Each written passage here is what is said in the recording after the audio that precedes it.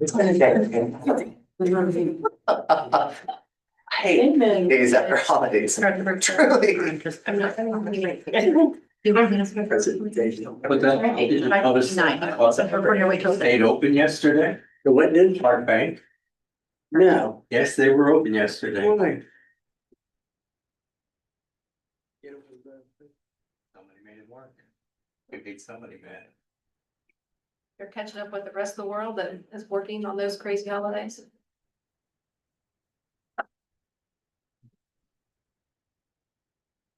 Okay, 6 o'clock almost. I'd like to call it on order, but today's Village Hebron Combined Council Committee meeting.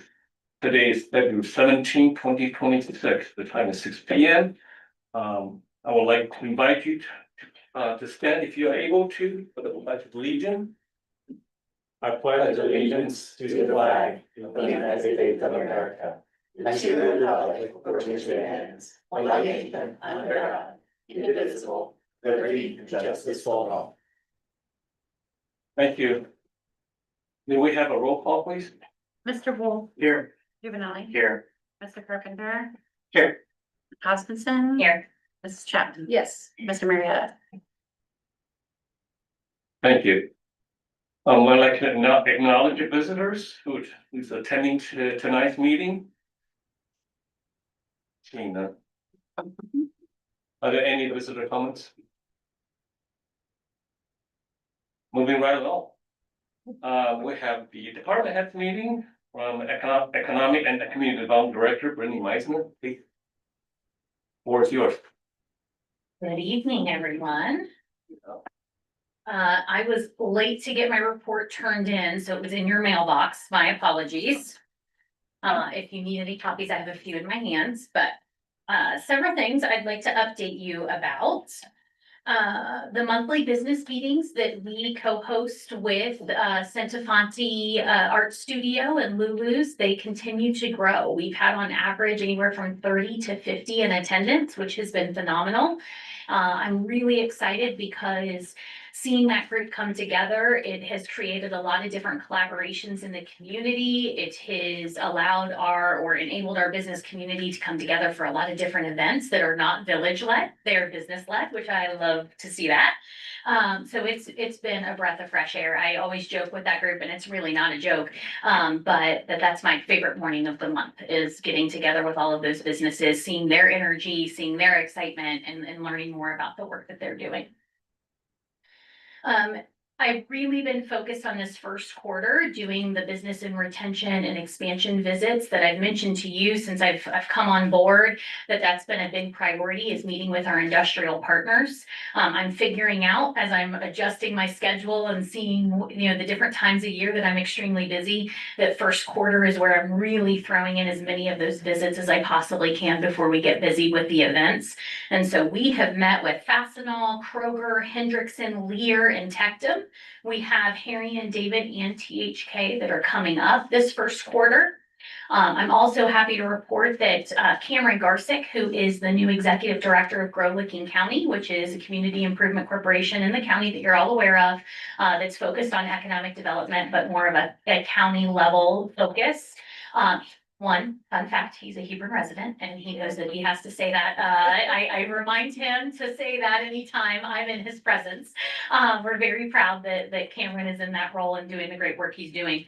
But with these BREs, we've done a great job of collaborating and working closer together than I would feel confident in saying that Grow and Hebron have ever worked together. So that's been really, really nice. During these visits, what's excited me is last year, I heard a lot of, we're staying steady. This year, I'm hearing a lot of, we're going to need people. We're exploring an expansion. All the conversations, and someone in my position loves to hear. But that's definitely going to be interesting. We're going to see what support we can offer the businesses from a recruiting standpoint, or connect them with the entities that can give them more support. So you'll see more and more of that coming our way, which more employees working in the village is definitely a positive for all of us. And if you haven't heard, highly doubt you haven't. Hebron Trailblazers is officially established. So thank you all for your support. You know, this is something I've been working really hard on coming to fruition, and it would not be possible without your support and passing the legislation to kick this off. But it was really the beginning of a lot of work. So we are in the thick of it and getting bank accounts and 501c3 status and getting investors and really getting this off the ground so we can do great work, not only for our businesses, but also for our residents in Hebron. This Friday is our launch event. I hope that you all will consider attending that. It'll be a very big deal for Hebron, for the CIC, but for everyone involved. We have about 76 people registered to attend that event, and I'm thrilled with that number. So it should be a great night celebrating, but also launching what our Community Improvement Corporation is going to do, or some of the things that are top of mind, but also kicking off an opportunity for people to provide feedback and ideas that they might have. In my homes, as you can see, they are, yes, I'm sorry, no, please. With the CIC kickoff meetings, I've been thinking about talking points for council members. Yeah. And I was thinking, is it probably the same as me in that you want us to talk as elected officials, talk about why we support having a CIC? We're not expecting council members to be answering questions about the details of the organization, right? Agree. So a couple things with that. That's a very good point, Mayor. When you appointed 3 board members, because if you remember, our legislation calls that the council will appoint 3 of the 5 board members that are a part of this CIC.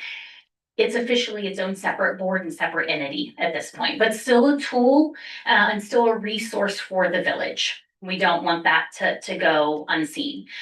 So no one is anticipating that you can talk about the goals top of mind for the CIC, but talking about why you see value in this. And so I'm happy to pull together a few things, but really it's going to be an organization that has access to resources that us as a village, we don't have. It's a tool in our toolbox when it comes to not only development, but also supporting our residents. I think what's really going to make our community improvement organization unique in comparison to the others that you might be familiar with is we're going to be doing a lot of grassroots efforts. You keep hearing me say that, but when I say grassroots, I mean volunteer activation, providing a way for people to get involved and to feel like they're a part of their community and that they have a say, they have a way of being involved and engaged. We're going to work on a facade grant for our small businesses. If you hear, especially in Licking County, everybody has the mindset that all of the large businesses are gobbling up all of these incentives, right? Well, we want to really show that yes, we appreciate our industrial partners very much, but we also have resources for our smaller businesses to excel in this community, because if they're doing well, everyone does well. Then there's a place like Love Your Neighbor. We're talking about, we have a lot of people in our community that might have limited resources. They want to be able to clean up their properties. They want to be able to take care of the things they have, but when those resources are limited, that's difficult. So bringing people together to help, and not just residents, but businesses, to help support our neighbors and taking care of their properties is a big piece too. So, and that's just the beginning. There's so much this group can do that either the board members haven't thought of yet, or we haven't received feedback on. This CIC is also really going to be the new house for our farmers market so that they have availability to other resources. One great example is there's a senior program. I can't quote the program right now, so don't ask me, I'm sorry, but there's a program where seniors can access a certain amount of money to help them be able to purchase things at the farmers market. If that sits under the village, we can't access those benefits. But under the Community Improvement Corporation, we can enter into programs that then help support our residents. So I don't even know that we have it all figured out on how this can support our community yet, but I'm really excited to see the work happen. So, and I'm happy to provide talking points or, elaborate a little bit more on any of those things. MI Homes, they are starting construction, as you can see. The main thing that I want to mention with that is you recall that you approved TIF or a tax incentive financing that will allow us to leverage some of those tax dollars that we'll see with that new development for infrastructure improvements in the village. That is underway. I'm staying in very close contact with our special counsel that's helping support me in that. And we have met all of our deadlines and timelines to make that work into place as soon as construction started. So we are moving in the right direction there. You should have all received an invitation to the Microsoft ribbon cutting and groundbreaking. That is next week. It's on Tuesday, February 24th here in Village Chambers at 11 a.m. It's really special because not only are we doing the groundbreaking of the data center development, but also the ribbon cutting for the beautiful new pavilion that they built at Evans Park for us. So I hope to see you all there. This is a quick, well, nothing's quick with me, you all know that, but Hebron Elementary update. So we have some interesting progress there. I'm getting a lot of questions about Hebron Elementary because everyone's curious. It's definitely a very important building to our community. One thing to mention is there was a lot split and there is the owner of that property does plan on submitting plans for residential development on the vacant land that's associated with that parcel. But there was a lot split where the building is now separated from that. The building does have a developer that has expressed interest and is in contract. There's a lot of things, though, I'm trying not to get my hopes up personally, that there's a lot that can happen in a short period of time with things like this, but they are very excited of the prospect of redeveloping that site into a building that has apartments, has incubator spaces to support new startup businesses, activates that gym for some community space, and that's just the beginning of what they've explored so far. Really excited about this potential partnership or being able to see this building really turn into something special. Of course, it was something special prior, but now it's been sitting vacant, and seeing that reactivated would be a huge plus for our village. So I will keep you updated as things progress. There's been no official plans submitted at this point. We're really just navigating the different ideas, but you shouldn't be surprised if you see a rezoning application or a zoning amendment application come forward in the next few months.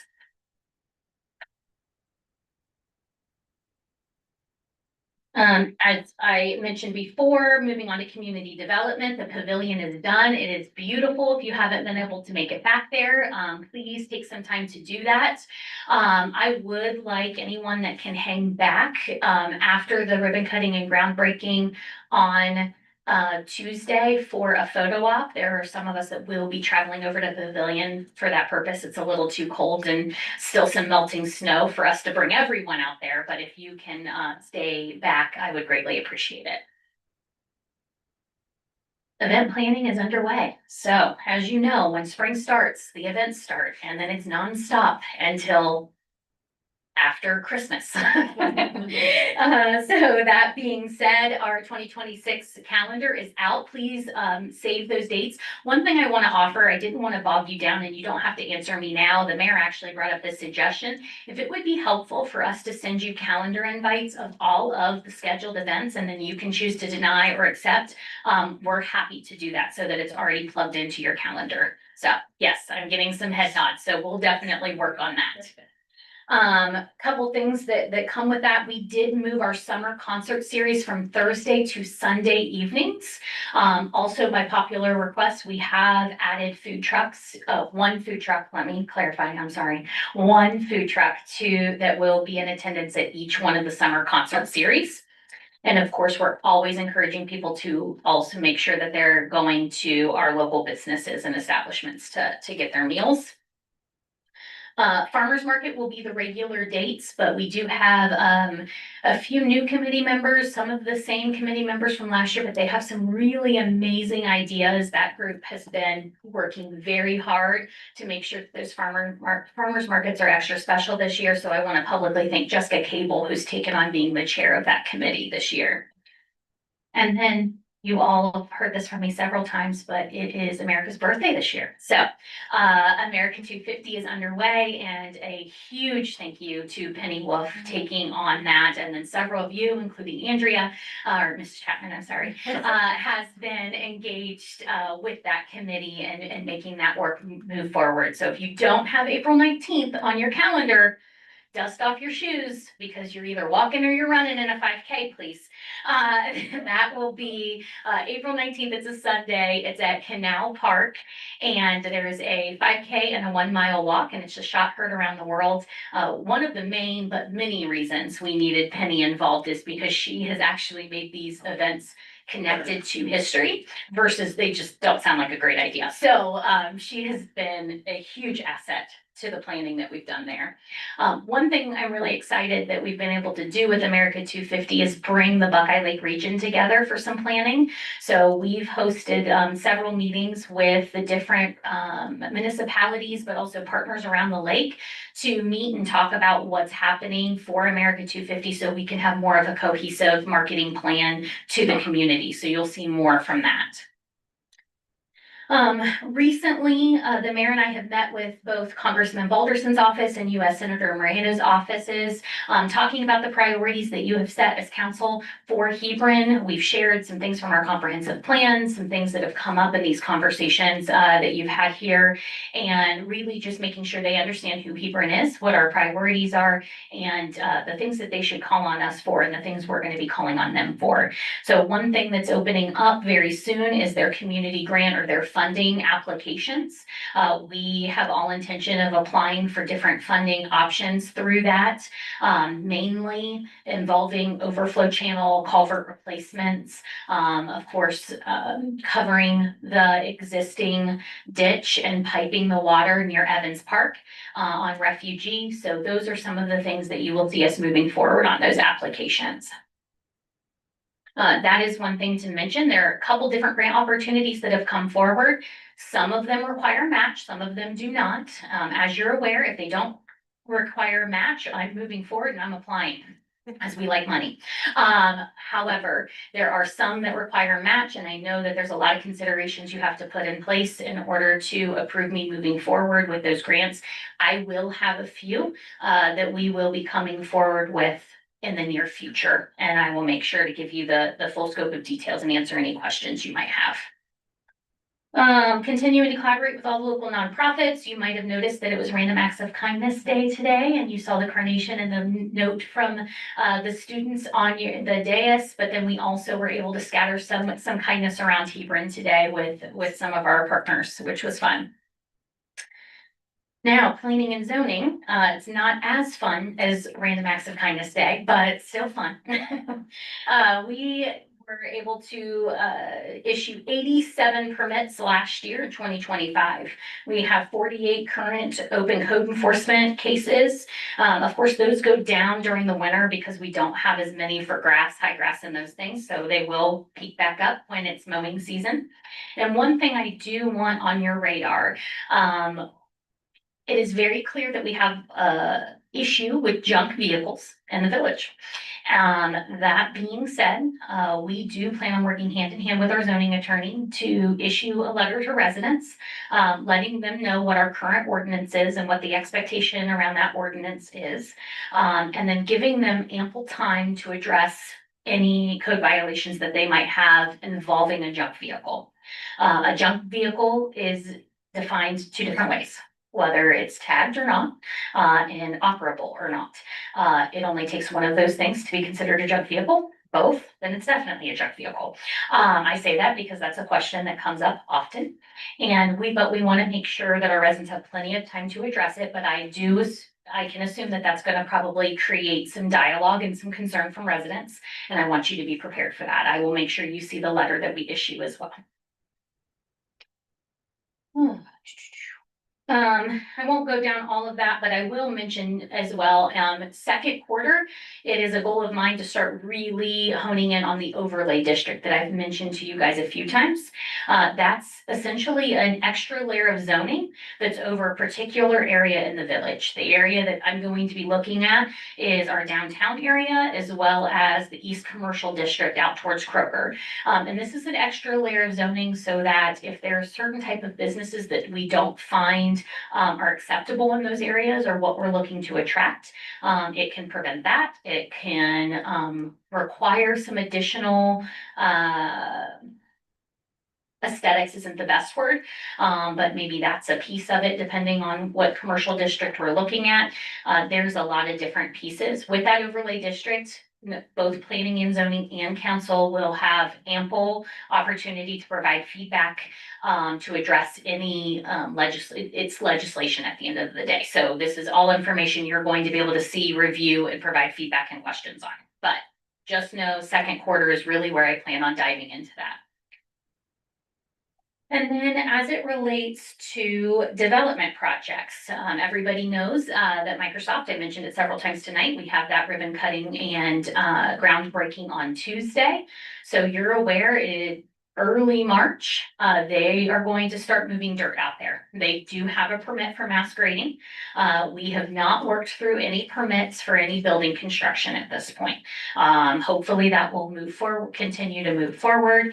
But if you do start seeing some trees being removed or some dirt being moved, I don't want you to be alarmed, or I know you're going to get some questions. Feel free to point them in my direction, and I'm happy to provide any answers that they might need. And my homes is under construction. The goal is to go from the 2 homes that you see to 6. You're also going to start seeing some construction at the very front entrance of their facility. They really want to make the frontage of that and the entrance look really nice as they're starting to construct the homes. We did a kickoff for phase 2. So even though phase 1's not done, they're moving along on phase 2. So that tells me they feel really hopeful in the market and the interest in those sites. National Church Residencies, you're going to start seeing people move in if you haven't already. So that is the senior living facility right beside Speedway on 79. There's 42 apartment units. The last I talked, they were anticipating that they would already be full by now. So I'm not surprised if they're not. When I say full, like applications approved, people are still moving in. But they do have a temporary occupancy. The only reason why they didn't have the full occupancy issued is there's some seating that has to happen this spring, and we really keep a hold of that occupancy so that we can make sure those things are completed. Wood Spring Suites is still under construction. We'll see what kind of progress is made in 2026. Spires Development, I'm not sure how much I spoke about this versus planning and zoning, but I do think it's important you know that we did have a small issue there. This is the Canal Crossing Apartments. They've been done for some time. They've also had people in there for some time. But we had some issues with the elevation of the site because they did build in the floodplain. All of those things are in process of being fixed now. They will not have a full sign off until those things are fixed. We've had, construction and engineering firms and all the things, plus our engineering firm sign off on those. So I promise they're underway, but it has been a process. Cumberland Meadows, those are the condos across from Evans Park. They are continuing to move forward. I think we have about 9 new ones right now. They'll probably be moving to to the next group. So we'll have about a total of 12 there in the next few months. Community Bank, I would not be surprised if you didn't see them start moving dirt in the next few months. That is directly beside Lancer Car Wash. We've been seeing a big increase in interest in the east side of the village over the last few months. So hopefully that's a good sign for some additional activity from a general commercial standpoint. Are there any questions that I can answer for you guys tonight? I'm curious Please. for the America 250 5K on April 19th. Is there a timeline projection? As in what time does it start? Yeah, 9 a.m. We're thinking we'll be wrapped up closer to 10:30, 11. One thing to mention, and definitely on public record, is that the 5K for the Pie Festival was really exciting because there were lots of things to do after. the fact. After they ran the 5K, they could come to the festival, those things. April, that's a little bit of harder time. So we are trying to find information about different businesses, but also even just surrounding Hebron, even if it's not in Hebron, to entice anybody that's coming into town for that 5K, because the 5Ks travel, 5Kers, travel town to town for these things, to make sure that they stay here, they spend money, they engage with our businesses. So if anybody has any ideas or directions you would like us to point them, we're all ears. What you looking for, just to make sure. Oh, Sunday for church service. I know exactly what you're thinking. I didn't think through that, did I? Okay. Yeah. They won't be in your parking lot. We'll make sure of it. No, I'd like to. Right, Sarge? Yeah, there you go. Sponsor the group. Oh, yeah, absolutely. Not to speak for Penny, but somehow I get wrangled in the. But anyway, we figured it probably wouldn't be shut down, Canal Road wouldn't be shut down more than an hour. Yeah. Because by the time you make the turn and come back up the bike path, you can open the road back up. Actually, you can open it up as soon as they start. Like So the then- apartments here now. That means the road would be closed during our service times. Through Canal to the park. So they would need to go around either using 70. We'll come up with an alternative route. We've actually talked a little bit with the police department about notifying the apartments and those things to make sure that everybody's on the same page. So I'm really glad you brought this up because we didn't think through that piece. That's, you live and you learn through these events sometimes. We'll work together on some communications for alternative routes for your congregation. Or it'll give me an excuse to have them there. There you go. Yeah, get there early, right? I would also, I was quite impressed with the random acts of kindness. But I would just maybe more advance notice so that we could participate a lot more. So it's funny you said that. This was just a random idea for random acts of kindness. And so we put this together very quickly. I'm not going to lie. I hate to say that I had this attitude, but this morning I was like, what was I thinking? Because this was not a good way to start my week when we weren't as prepared as we needed to be. But then when we were at Clay's and we were handing those flowers out and people were smiling, I was like, oh, okay, Brittany, have a better attitude about this, right? It was a good reminder for me personally. But one thing we've talked about heavily is next year coming up with a lot of additional ideas, getting the churches involved with something that we talked about days ago, but knew we were, a little too far behind. But absolutely. I don't know if you've heard me say this, but my motto is just, I think you'll be surprised by this actually. But start small and then build up. And this was kind of that attitude, right? Like we could get something done today, but we have a lot of great opportunities for future years. So we will definitely be in touch. Well, having been at Clay's when you were visiting there, it was good for me to see the community's response to it. And they loved Very it. much excited. Yeah, it was a really good day and it was a good reminder to me, even though sometimes things don't fit into my schedule, it doesn't mean they're not worth my while. And sometimes I need that reminder. Anybody else? All right, thank you for your time. Thank you. Thank you, Director Meissner. The next item is pending legislation. The legislation will come before you at the next regular meeting. The first one is ordinance number 01-26. An ordinance creating the position of Economic and Community Development Assistant Director for the Village of Hebron, Ohio. It will be first reading. Resolution 26-02.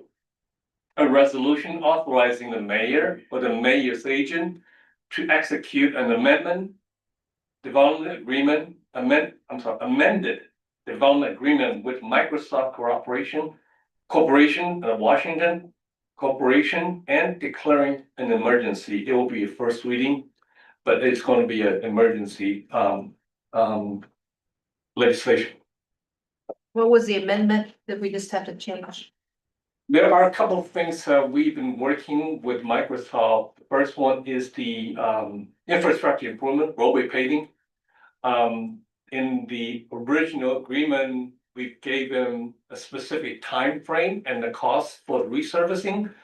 And they realized, okay, don't plan on that specific. Let just Microsoft committed to give us the amount.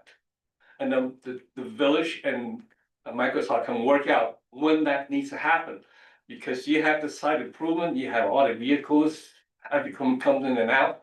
So depending on the condition of the roadway, then we will approach to Microsoft, we need to resurface that. And they say, sure. So it's really work out that cooperative agreement with them instead of very rigid. This is when it's gonna happen, and you know, if it's not really need to happen, it just does not make any sense. And that's one thing, and okay, And then also the Canyon Road extension. thank you. When we first started the agreement, we knew we didn't have all the details yet. We've been through stage 2 design work, and so now we're ready to solidify some of these additions. So really, it's holding Microsoft accountable to some of the things that they agreed upon, but with actual information that we hadn't had in the beginning, but we do have now. So no major changes. No, all good stuff for the village. Thank you. Thanks. Okay, committees update. First one is Finance Committee. Councilman Carpenter. Just a advance notice, having had tonight's committee meeting with the reconstruction, redesign of the village. There's probably gonna be some appropriation funding adjustments necessary to make that a reality. So just alerting council that'll be forthcoming. Okay, And that's so sorry, just to clarify, it's the municipal complex. Correct. Thank you. Yeah. Economic Development Committee, I believe the meeting is going to be held on the 26th at 3 Yes. p.m. And then we can hear the updates at the next combined committee. Safety Committee, I believe it will be held after February 23rd council meeting. Water and Wastewater Committee meeting is scheduled for March 2nd, 5 p.m. Public Works Committee, Councilman Jim Valley. Yes, so this evening we did have our Public Works Committee meeting at 5:00 p.m. here. So off the bat, a few items that we discussed was the Licking County Transportation Safety Plan. At this time, as I understand it correctly, we will be from that meeting likely anticipating setting some applications and going to seek approval for certain aspects of that safety plan, and more specifically, if I'm not mistaken, it was West Main Street. West Main Street. And it was, is it funding from ODOT? From ODOT, that's Yeah. correct.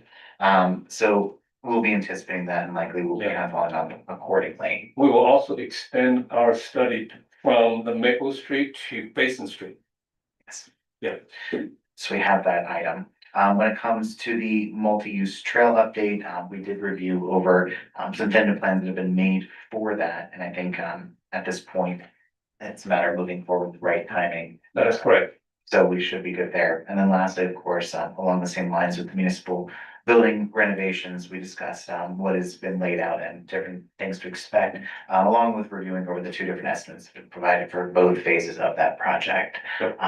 Outside that, I think the only other items that we had were from visitor comments, or more or less from our crew, just kind of looking at, I would say, a phased approach and considering any kind of longer term changes to the public works complex itself. But that is everything I have at this time. The next one is Personnel Committee. Nothing updates on that. Any other topic for discussion? I would like to 2 items. First of all, this weekend's training. On the memo that was put out, they only gave a building location and the title. There's no address or times for reporting or anything For about Saturday? for Saturday. Yeah, it's on there somewhere. It's Lewis Center, we all meet, drive together, but Lewis Center. I forget. I didn't see it on there. I just, For sure. I would have thought they would send out an email or something, just. And then the second is for Brittany on the Hamilton Trench that's back there. Concerns from neighbors in two areas. With the spring fall coming. Just some interest in seeing, there's concern about that becoming a mosquito draw. So I can't speak to that specifically, but what I will say is that we plan on keeping an eye on it. This is part of the process, right? Is getting this overflow channel started. And then we're still working on with the Pulte development not happening. This is something that you're probably gonna get questions on, and I think it's important to discuss is our plan is not to stop it where it's at. We know that that water has to go somewhere. It's better to go in there than anyone's homes or anyone's yards, so that's a plus. But we are continuing to work on discussions with the new owner of that property and then look with GPD and Administrator Chen's office on alternatives if that's the route we have to go. But that work is still forging forward. It's not stopped. The timeline might adjust, but quite frankly, that wasn't going to be started probably now anyways, even with the Pulte development. So as we get more updates, I've had a couple residents reach out to me as well. I'm very aware that we have to keep everyone up to date. If, as you're seeing and watching that water with the spring thaw, keep us updated. We will keep an active eye on it as well so that we can figure out any solutions, but it's top of mind. We're still kind of working through the ultimate plan on finishing that up. I think there's two concerns that I've been asked to address.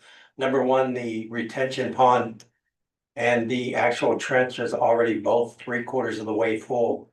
So with the spring fall coming, that's a potential for reflooding. And then the other issue is on the north side of the trench, at the end of Hamilton, there's a lot of tree debris.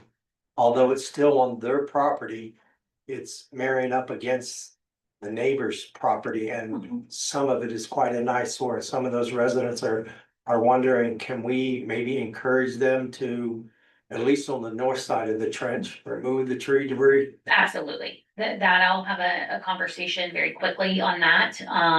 That's not even a question. They need to make sure that they remove that. With the retention ponds, I will say those were built for overcapacity.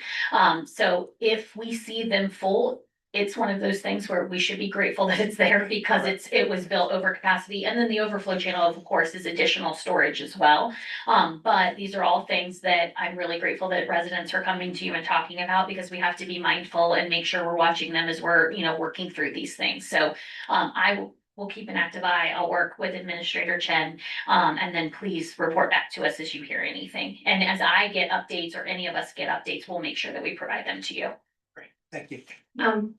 I just want to share my ignorance and ask if it's your understanding as well. When I imagine some of these ditches, I think of a slice of pizza. And if you were to cut a piece of pizza in half, it's got a little triangle at the bottom, right? But that top half holds a whole lot more. So when we look at these things, even if it's only a quarter empty, that quarter of height actually holds significantly more than the next quarter down. So I'm not saying that if we have 1,000-year flood, it's going to save us. It's not. But if we don't have a major flood, it should do the work that it was designed to do. I'm only smirking because I think she has such a gift of being able to explain. I didn't know where she was going with this slice of pizza, and I'm like, oh yeah, I see that. But yes, the top portion of that definitely expands capacity. But as we're kind of working through all of this, being mindful of those things and making sure, a lot of times when you're in all of these meetings and you're talking about all of these things, it's hard to take your head out of that space and think about what people, they're not hearing the same things we're hearing, right? So that's why it's so important to hear back from you guys about the questions you're getting, so we know that we need to be communicating about those things. I like to think we're in tune with that, but sometimes when you're in it every day, it's really hard to lift your head out of it and think. So that helps me think about a few communications we could be working on before this spring. And I think on that ditch towards the south side towards the bike path is actually lower than the north side of the ditch, so it will eventually never climb over the north side. It'll go to the south side, north side towards the houses. That's the So way I we get those got it. trees out, so I'll work on that right away. Any other topics for discussion? No, but since you brought up retention ponds, I've reached out to Jack, the chief of the fire department. And he said he'd be willing to come do after March of 2025.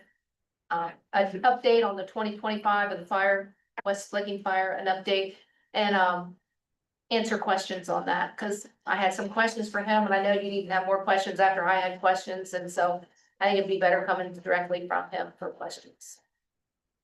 So yeah, I don't have any of your questions answered from last time. All good.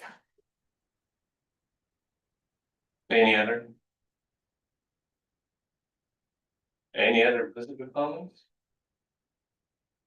Hearing none. Can I have a motion to adjourn? So moved. Okay. We have motion made by council member Gino Valley and second by council member Chapman. Thank you. All in favor, say aye. Aye. Motion passed. Meeting is adjourned. Thank you very much. 39, yeah. Aye. Aye. Aye.